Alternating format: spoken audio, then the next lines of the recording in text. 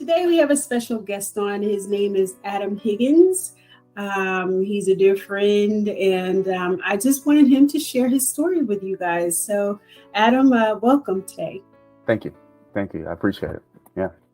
So how are you doing today? I'm great. I'm having a good day. Yeah. Yeah. So from what you said, it sounds like you've had a productive day already. Right. Yeah. I'm moving. Yeah. Yes. So how long have you been in Atlanta? Close to 9 years. So I moved from Los Angeles to Atlanta. Forget the year.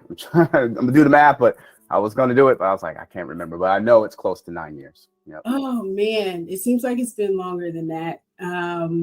Right. Yeah, Adam and I met, me, him, and his wife, Genell. We met at an event we were doing to commemorate the 50th anniversary of the Four Little Girls. Yep. And so it was an event that I was hosting. I was doing all the PR for, and you guys were covering it. And so Right. it's like we started having that conversation. I think it was Genell and I was like, she said, hey, we just moved here and we live in Smyrna. And I was like, I live in Smyrna. And so Yeah. that's kind of how the friendship developed and has since evolved. And you guys moved here with your son, who is now 14. Yeah, Anthony's 14, going to high school in a couple of days. So on Monday he starts 9th grade. So it's going to be an adventure. So that next stage in life, right? So we've gone through all these different stages. When we first got here in Atlanta, he was starting kindergarten, right? So I remember being nervous that he had to get on the bus and do that all by himself. But now we're shipping him off to high school. So I know it's gonna be cool. He won't do the dance contest with me anymore. So yeah, these were the days. you might catch him at a different time. I caught him dancing on his own in the living room one day. So he still has it in him. He's I wouldn't say he's shy. He just tries to be too cool about, Yeah. Well, he's at that age, so right. We get it. So the name of the show again is "What Are You Going to Do About It?" I thought it was important for you to tell your story. Obviously, you have a story to tell, so I don't want it to tell your story. I want you to do it for yourself. So we asked these 3 questions. What was the problem? How did you identify it? And what did you do about it? So I'm going to turn it over to you so you can tell people what the problem was. Yeah, I mean, this is a life-changing problem, right? A shocking one at to say the least, right? So this past April, we were on our me and my wife, Genell, and my son, Anthony, we were on our spring break vacation. We decided to go to Texas. And Texas was a place I always wanted to visit, haven't been there. And so I was trying to cram in all of Texas in 4 or 5 days. So we were going to fly to Houston, then go to San Antonio, Austin, and Dallas, and just see what Texas had to offer, so to speak, in all its different touristy spots. And so we flew into Houston. Had a great time in Houston, went to a basketball game. They had this water wall, and there's this district where they had graffiti. And so we were on our way to San Antonio, long little trip. Genell was complaining more and more about leg pain. And then we spent the night in San Antonio. We wake up that morning. We are planning our day like any other normal day, and talking about where we were going to go. We're actually going to go to this Japanese garden that day in San Antonio, and we were staying right on that river walk. And so Anthony and I like to work out, like to run, so we were going down to the gym, and Genell wanted to go get something to eat and go to breakfast. So we all went down together. I stopped at the gym. She went and went to go get breakfast. 5 minutes into my run, I get a call. 5 minutes into my run, I get a call. Said, "Hey, your wife is unresponsive." I was like, "Oh." So I hop off the treadmill, grab Aunt. We head down. Paramedics are already there. and they're surrounded. They're asking me a ton of questions. Mhm. She can make out words, but not a whole lot, right? And so at that point, she's going in and out. They put her on a gurney, and then they take her to the hospital. Luckily, the hospital was only maybe 3 blocks away. So we're matter of time that we're talking about, her being really unresponsive is probably 10, 15 minutes. So let But, me yeah. ask a question. So when you get that call and you go to where she is, I guess put us in the place, like, where was your head at that time? Or were you thinking, were you going through a lot of thoughts, or was it just like action? Like, I got to do this. I would say the latter, more action, right? The stay calm, make sure you're answering the questions, don't panic too much. I didn't think that it was going to be that serious. I thought maybe she's dehydrated, didn't drink enough water, something along those lines. Most of the paramedics and the fire staff was in the back of their minds was thinking the same thing, or thinking maybe, it's like the questions were centered around like being a diabetic and things like that, and trying to get a medical history. And so it was mostly kind of just staying calm, and things will be okay, right? And so I didn't panic. I didn't, I wasn't nervous at that time. I was just like, all right. To be honest, I thought at that time we would be back at the hotel in maybe a few hours. Right. Yeah. So that's where my mind was at that time. And then, once they took her away, I immediately went upstairs because she had on her clothes, that kind of pajama-ish clothes. So I went upstairs, got her clothes that she can actually wear, because Lenita, I thought she was coming out of that hospital that night, right? So I got her clothes that she can, put on and walk out of that hospital. So, so we get to the emergency room, and they basically call us in and kind of lock us into this small room, no windows, and we were there for at least an hour and a half. It felt like a year. Sitting in that small little. So who was room. there? Who is in that room with you? Just me and Anthony. Just me and Anthony. Yeah. A chaplain came a little bit later, but it was just me and Anthony for roughly about an hour. Roughly about an hour. A little over an hour. Yeah. And so the doctor comes in eventually and says, they use their words really carefully, right? And so, my first thing is she okay? They don't say yes or no. They use the word stable. So that's what I heard for the most part, and over this period of time when she was in the hospital, that she is stable. So he says, "Man, your wife is really sick." It sounds like he didn't know what it was, so he was asking me a ton of questions. And he was like, "Your wife went into cardiac arrest 5 times on the way to the hospital, and so they had to bring her back to life 5 times." And so he was just asking me again what happened, and he concluded at that point in time that it was blood clots, based on what the information I was given to him, what we were doing. And he was like, "Yeah, that's what I thought it was." And so I gave her this medication to flush out the blood clots out of her system.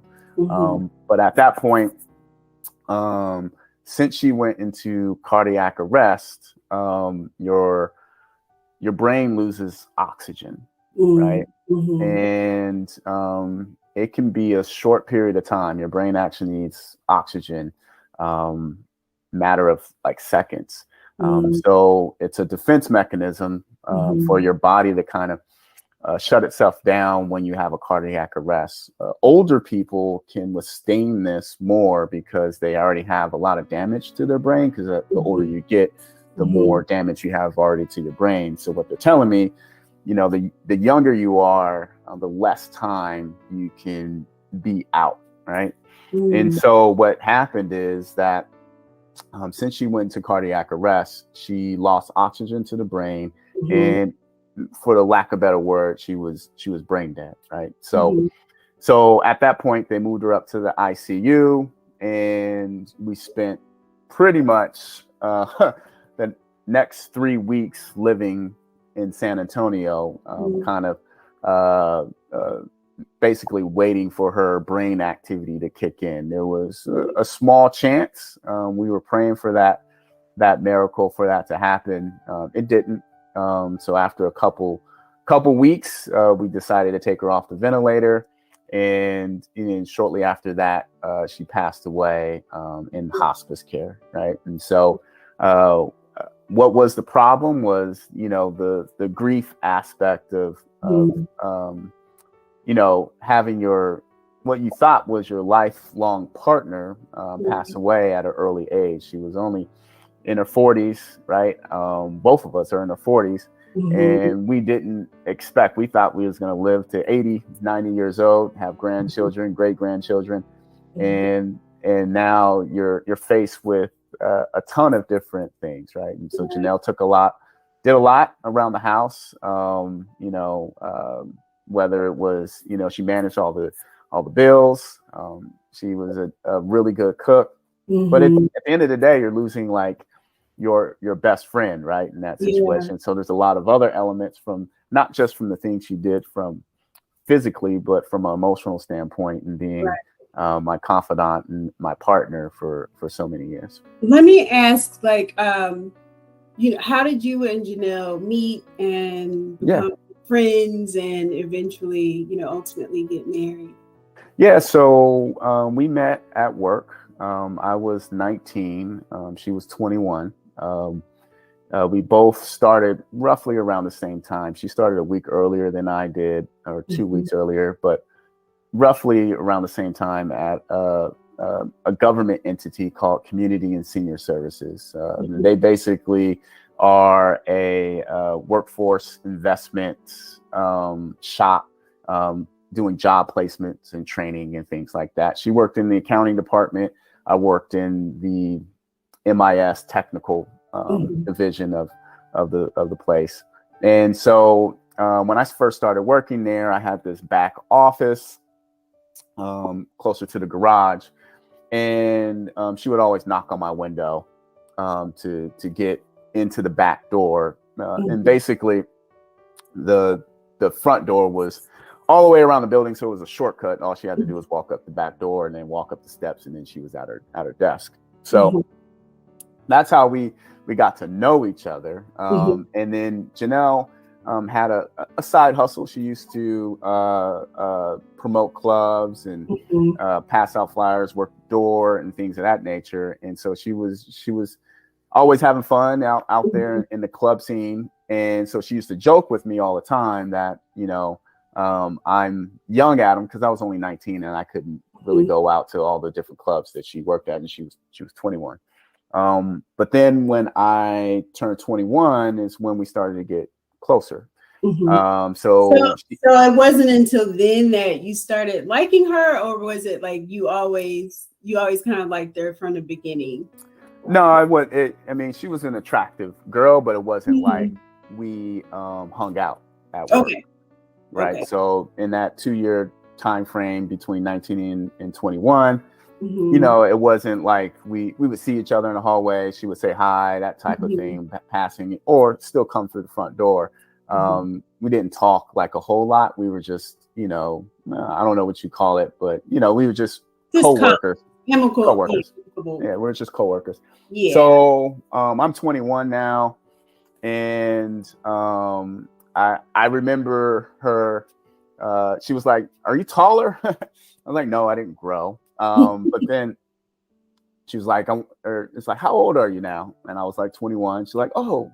And so our good friend Misty, she worked there as well, but that was what she would consider her cousin. But that's like her day one. They've known each other since they were like 5, 6 years old. It's her birthday party, And then so this is around December-ish. And so she was getting me to come out to Misty's party. I couldn't make it because at that time I would frequent Vegas. I was 21. And so if I had a free weekend, I was in Vegas, and we're in LA. So it's only like a 4 or 5 hour drive. So, then I couldn't come out to that event. But then she was like, you like comedy? And I was like, I love comedy. Right. So she was like, let's go to the comedy, the spot on Monday nights called Improv. And so we went together and hung out. And then from then on we just became really, really good friends. So we became lunch buddies. And we, started going to lunch every day together at work. And then we started hanging out every day. When young Adam was out in the streets for like every single night. I used to DJ too. So at that time I was DJing as well, Friday, Saturdays, Sundays, whatever day, and then just hanging out Monday through Thursday type of thing. And so we hung tough for a minute. But then basically for a few months, and then it was a time where she went back to Buffalo. And I don't like talking on the phone too long, right? So I'm a 15, 20 minute type of phone call guy. Nowadays I'm on the phone a lot just from a work standpoint, so I'm kind of used to it. So I can talk to somebody on the phone for an hour now, but back then I was pretty short. So if you were on the phone with me, I'm like, all right, man, it hit about 15, 20 minutes. You want to go somewhere and we can just hang out. And that was kind of like my deal. But she was all the way in Buffalo. I think we were on the phone for like 3-4 hours. And I was like, okay, all right, I like her. So when she came back, we went to this party. That was in March. I think it was March 5th, March 7th. One of those, something, I don't know, I think it was around that time. I don't want to get too specific. I don't need to, but I still have the flyer. So it was Allen Iverson party in Santa Monica, and we were hanging out, and I got the courage to just ask her out. I mean, it wasn't like we kind of knew at that point that we really liked each other, so it wasn't. So our first date was at Houston's. Went to a movie, and then there you go. It's you guys from then on. You were joined at the hip at that point. From that point forward. Yeah, we worked together, went to school together, and then we started living together. So we were pretty much inseparable. So at that point, this was really your best friend. For sure. Yeah. So then we get married. Maybe about two years after that. 2 years after that. Yeah. 2 years, and then how many years after did Anthony come along? That was pretty quick. So we got married in 2015. So Anthony was born in 2005, and then Anthony was born 2007. So okay, so quite the love story you guys had. So I can imagine, being in that hospital for how long were you there? About 3 weeks. I was there for 3 weeks, 3 full weeks. Yeah. Yeah, it was a long time. I mean, I know San Antonio like the back of my hand. It's not a big city. There was one night where I pretty much drove the whole city. So, but we were kind of, I wouldn't say stuck, but we were kind of put in a spot where we had to be in San Antonio for 3 weeks because we didn't know. We didn't know whether she was going to wake up. I would wake up every morning for the first week and still take her clothes to the hospital because I every time I thought she was going to be up and awake, maybe eating or something like that, every time I went to the hospital. But more and more as you go through that, there's a level of science and faith at the same time, right? And so you're leaning on God and what everybody else is saying and praying for, but then you're also hearing the facts Right. from all of the doctors. And so it was like a punch in the gut every single day. So you would wake up with some extreme optimism going into the hospital, and then leave like somebody just punched you in the gut, and you don't want to go back there. Right. So it was the cycle every single day, and then eventually it kind of wears on you, and then you start to start to think of next steps, and like, all right, what are we doing here? And she wouldn't want to live this way forever, right? And so that's that's the things that are kind of weighing on you, on your mind, right? And I mean, I'll tell this story. So we decided to take her off of the ventilator, and they told us that she would die pretty quickly. She couldn't survive without the ventilator. Right. So family is all around, friends. Everybody's kind of got their head down. We're all kind of anticipating her just to die in that moment. And so I just decided to tell stories. And so I was just telling all her different love stories at that time. And, I got a couple of laughs. People were engaged. It kind of passed the time. I would say it was late in the night, 8 o'clock ish. I can't remember the time when we decided to do it.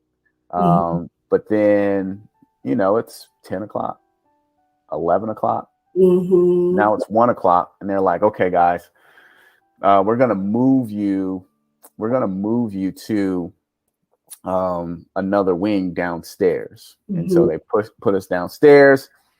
And now that we're downstairs, we're still thinking she's going to die that night. She makes it through the morning. So now we're like, okay, what's going on here? She's breathing on her own. So then that kind of gave you a level of optimism that wasn't there before.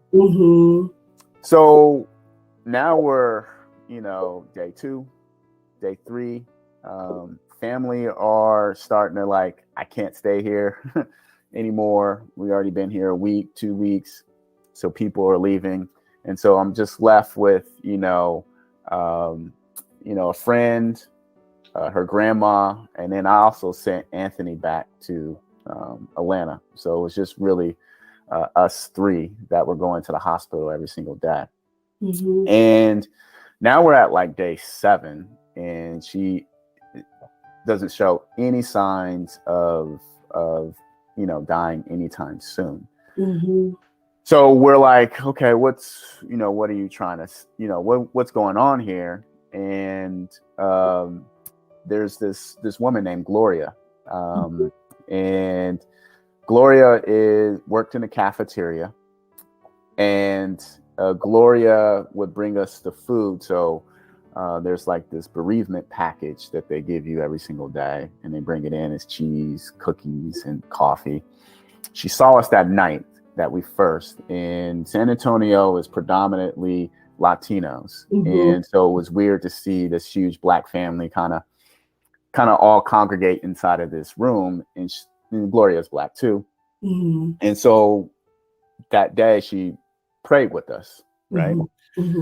So on that day when we moved down off the ventilator, every day she was coming back, and she would catch us, and we would pray. It was about like about 7 days in, basically, she was like, she said something. She said, I said, thank you for coming every single day, right? And giving us, inspiration. Thank you for being here for us and praying for us. And her words were, I'm just God's messenger. I was like, yeah, I appreciate that. And all this time, she never asked what happened. And so she was like, Adam, tell me the story. And it was the same story I told today. And I go through the story, and she asked a very specific question. She said, who is she waiting for? And I said, no one. Everybody that came through, she talked to her aunt in California. I'm here, Anthony's here. And she said a very strong statement, very succinct, but it was very impactful. She said, well, maybe she's waiting for you to tell her to go. And that had me in a little funk that day. But that was something I needed to hear at that time. And so now we're shuffling through hotels. We're going from hotels to Airbnbs that day. Again, we're down to like 3 people. At that time, when she told me that, we were 4. I sent Anthony back. And me and Anthony went that night, told her that would be okay. She's still kicking. And I had a good conversation with a comedian friend of mine. And he would call and, cheer me up sometimes. But he was like, I told him the story and he was like, you know what? Make sure you're sincere about it because she knows who you are. And there's certain times when you say certain things like, Lenita, you ask your husband like, hey, how you feeling today? And you say, I'm good. But you can see it on him that he's not good. Right. So I can say one thing and my body language gives me another appearance or another emotion. Right. So I had to, do some soul searching that night, and I sent Ann off. And that following day, at this time, this would be the first time that I went into the hospital by myself. So all the other times that I've been in the hospital with Genell, there's either Anthony with me or some other family member or friend inside of the hospital with me. So this last day basically was a day where I went in by myself and I told her that I got it, right? Like, you don't need to worry about me. I can, manage everything. I got a strong village back in Atlanta. You don't have to be worried. And so I left that hospital probably around 7, 8 o'clock. Came back to the Airbnb, was up pretty late. And I was nervous that night, really nervous. And I kind of know when she died in the middle of that night. But I went ahead and decided to go to sleep because I was too scared to go to the hospital at that time.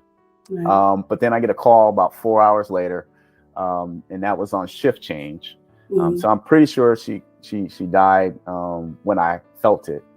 And they called and said she passed away. So she just needed to hear those words from me. She was holding on for a long time, and she passed away in April. And since then, it's just been a ride to, and what do you want to say? Like, it's just been trying to handle and manage grief. And there's a lot of things that I've kind of put into my life in terms of doing different things to help manage that. And I think I got a good handle on it. Right. So I mean, at this time, or throughout this period, sometimes I'm being counseled, but sometimes I'm being the counselor. And so people will call and they're in worse shape than me, Lenita. So like I'm giving them tips and things of that nature to kind of manage through the different emotions. Yeah. I tell you,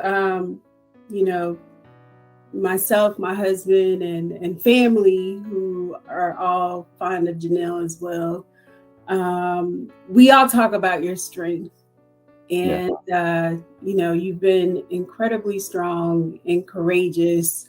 And for me, it's just, I'm in awe of the fact that, you haven't missed a beat in terms of like, okay, I need to make sure that I have therapy. I'm taking care of Anthony. Like the house is managed and all of that. And my husband has said several times, if I had to go through that, there's no way I could even stay in the house. Yeah. So again, we all are just in awe of just the way that you've been able to navigate everything Yeah. emotionally and maintain. And so I want to ask you, where does that strength come from? Where does that courage come from? I mean, I pull strength. I mean, I'm religious, right? And so I pull that strength from God. And that's, I mean, to be honest, if you write my story 100 different ways, I don't land in the position that I am in today. Like there's no explanation on how I'm here in this spot. I mean, I grew up in Compton, California. It's a struggling middle class. I'm not saying we were poor, right? But I grew up during that time where gangs were prevalent. They still are in Los Angeles, but it was like one of those times where you had to wear a certain color. Your friends are in gangs. I went to a tough high school. I didn't necessarily think of myself as a smart kid until I got to college, and a teacher told me that I was smart. So it's all these different. Steve Jobs talks about it in that speech where he says there's just all these different dots that happen throughout your life, and they start to really connect. And for me, there's only one reason that those things connect, and that's God, right?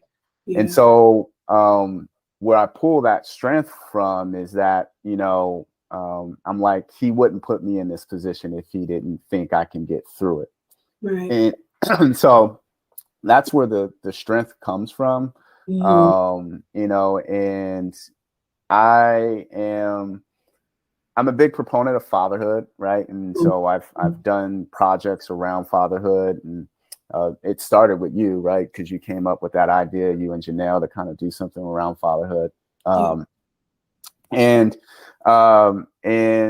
the strength there is just trying to be always, as when I was from day one as a father, was to be a great example. And so that's another part. I wanted to be a really good example of how to deal with grief, because my son Anthony's going to have to deal with that himself. Right. So I wanted to show him there's a good way of kind of managing that. And I think too, for Black men in general, I wanted to show that aspect as well. You don't really hear or see Black men talk about grief and talk about their emotions and talk about how they're feeling, right? And we're, in general, strong guys are perceived to be, or have perceptions of us walking around to be tough and strong, but there's some vulnerability there within that toughness. And so, to be honest, I didn't feel like I was strong, right? And the reason why I didn't feel like I was strong is because those different emotions, you're crying every day, you're sad. And, I didn't cry at all, Lanita, before this. So it opened up quite a great deal of emotions that I've never tapped into before. And I think it was very cathartic for me because those emotions are necessary. And so strength, to me, Genell was the one that was strong. So watching her kind of fight through and kind of try to live and work her way back was strong, right? And I always felt weak, and I always felt like I was, sitting there in a funk all the time. And I always said I had to give myself a little bit of grace, right, in this situation, and I did eventually. But I was pretty hard on myself throughout that time frame. But yeah, I mean, I appreciate that. I think strength, it definitely comes from God, and trying to be a a good example to Anthony. So explain to people some of the things that that you've been doing to help you through the process. Yeah, so when Genell went into the ICU, that was like a Tuesday, I believe. Mm-hmm. And then that night, I had to figure out some type of release. Mm-hmm. And so the first thing I did was journal. So I have journals from that day to today. So I skip a couple days here and there, but I journal, and that was my way of actually kind of releasing some of my thoughts, some of my anxiety that I was, facing, and so it was a release on, not on paper, but I was doing it on my phone, but digital paper, if you will, in my phone, and saying, all right, these are the things that I'm anxious about. These are the things that I'm struggling with. And then when I started to do that, and then I decided there's a point where a lot of folks in this situation want to either keep it private or make it public. And at that time, I didn't see, I've always was like, when you have like friends go through certain situations and things like that, and they post something, you want updates, and you kind of like don't want to bug them or don't want to call them, and then you don't know what to do. So there's this anxiety on the other side. And so I was like, I'm going to be completely transparent on what's going on in this process. And so let me go ahead and put it out there. And so I think that following day, I called a bunch of people first that she was close to, and family. And then I made a Facebook post. And what that did was it opened up my village of people that I can lean on and use as a support system from a number of different ways. Money was not necessarily a concern. It was more of an emotional thing, but that's where most people go to. It's like, I'm gonna donate this or donate that, or how's your hotel situation? And that was great, because that took I'm thankful for that, because that was something I didn't have to think about. All I had to think about was, all right, let me think about Genell, and let me think about my mental health and Anthony's mental health. And so at that point, I get phone calls, and then, there's a consistency with some folks, and you're getting advice from different people.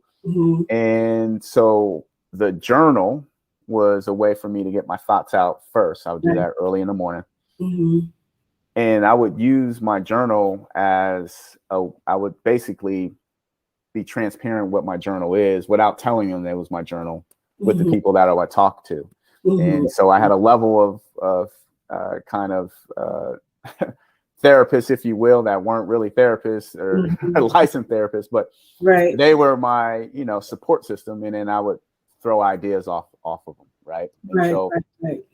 And then from there, they would give me advice on certain things, and you don't even need to worry about that. This is what you need to worry about. And then it's just taking all that in and processing it. And so that was journal, and then having a great support system. And then I thought, like, all right, I got to control my thoughts. And so I immediately went into, okay, I'm gonna start meditation. And I think that was like day 3 in San Antonio. Since then, I downloaded the Calm app, and then I started meditation at that point. And so I had the journaling, the meditation, which is kind of like a way of kind of controlling your thoughts. And then I had that support system that I was leaning into to kind of talk through some of the things that I was journaling. And then Anthony and I would take a walk every single day, about a mile, and we would walk, and then I would talk things through with him on those walks. And so that, in the 3-week period, is kind of like the things that I did. Once I got back from San Antonio, I actually got a licensed therapist, and started working with them, and really just dialing into the more clinical aspects of everything. And so I was seeing that person consistently every week. But before the funeral, I had a 3 or 4 week period before, because we had to transport the body, and it was a whole logistical thing. But with that being said, I was meeting with maybe a therapist twice a week. And so you have journaling, meditation, the walks, and then the walks will still occur, but sometimes they're hikes, and just being out in the nature. And then you got your support system that you're leaning into, and then you have the therapist from a clinical perspective. And then there's books, and then there's TED Talks, things like that. And so I kind of dialed in. You started back doing art as well. So that's true. Sure that's another way of just being able to be active, and it's a little bit therapeutic. Yeah. So what's interesting is that there was a guy that I interviewed for the publication that we used to run, Black Men's Dossier. And he went through a very similar situation that I went through, almost to a T.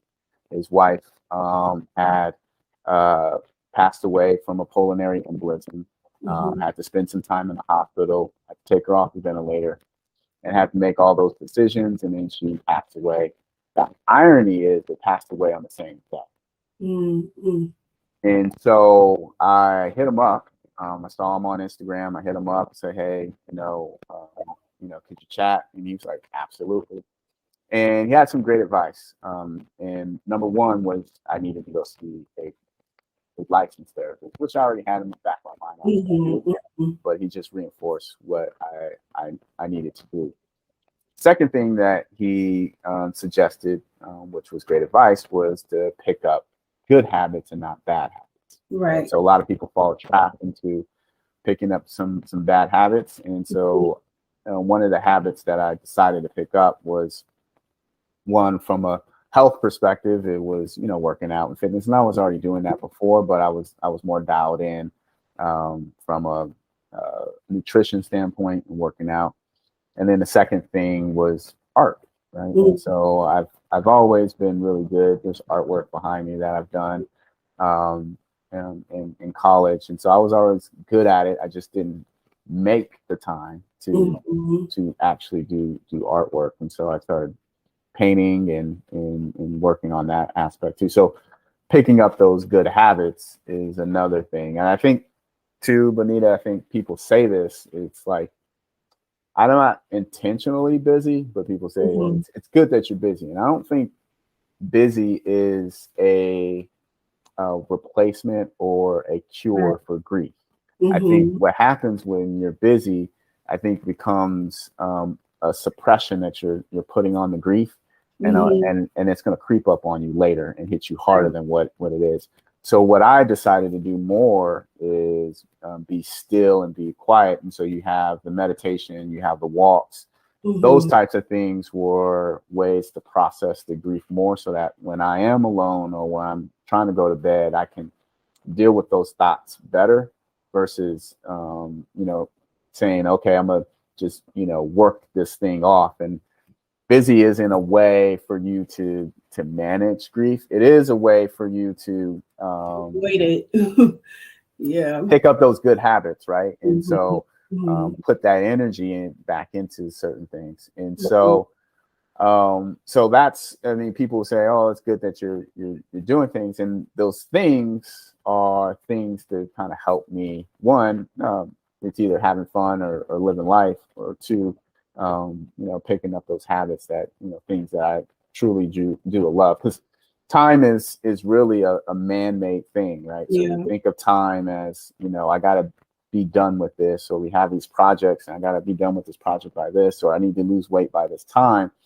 And what you got to do is live more in the present. So I kind of adopted that model, and I just take each day as its own day, and I look at it as, all right, if I have a sad moment, I don't become sad for the whole entire day. That's just a moment in time.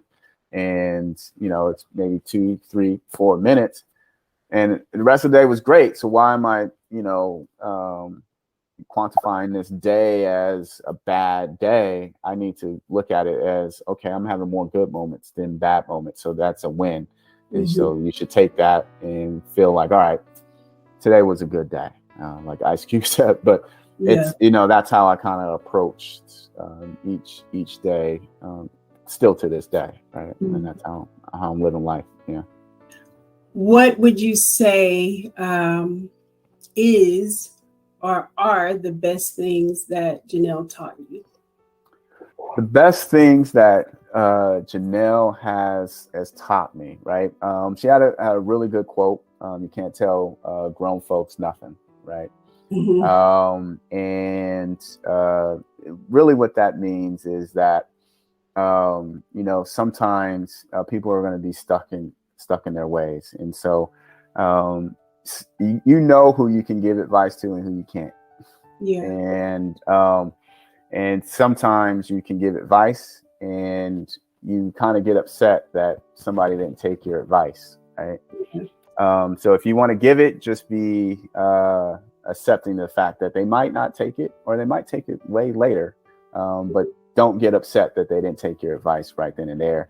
And she worked on this part, but I'm a little different, so I won't rub it in your face and say I told you so. But she was definitely I told you so person.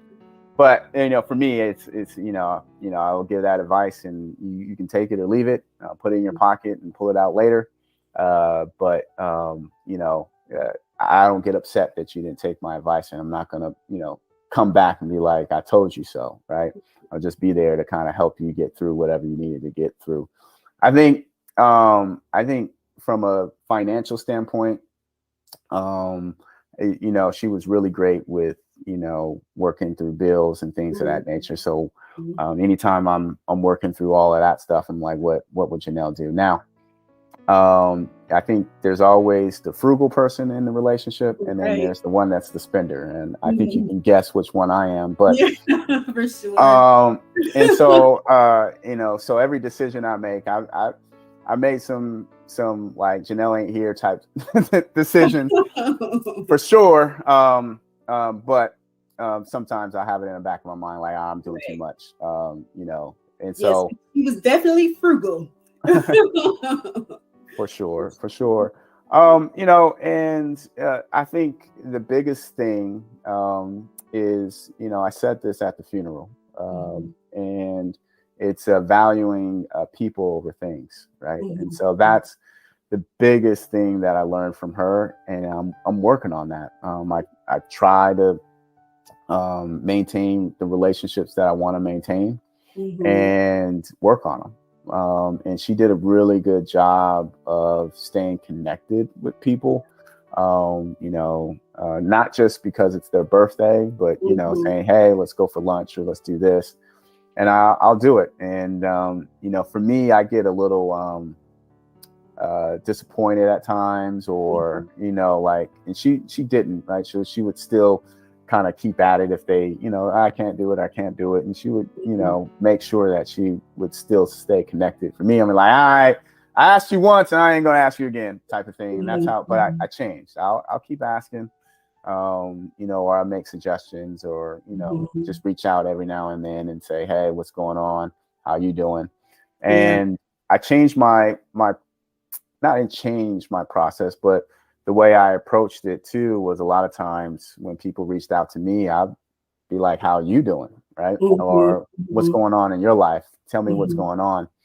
And then that allowed me to kind of stay in touch with them, not just because they're just inquiring about Genell's status, but it's like, what's going on in your life, and how could I help you, type of thing. And so that's how I started to kind of just pick up and get closer and closer with a lot of even some of her friends, and then some of my existing friends, or people that were kind of in my circle that were just there, but now they're strong, really strong relationships that I have, even with some family members, right? And so I think I work hard on that, and so valuing people over things is probably the strongest quote that she's never said it, but that's how Yeah.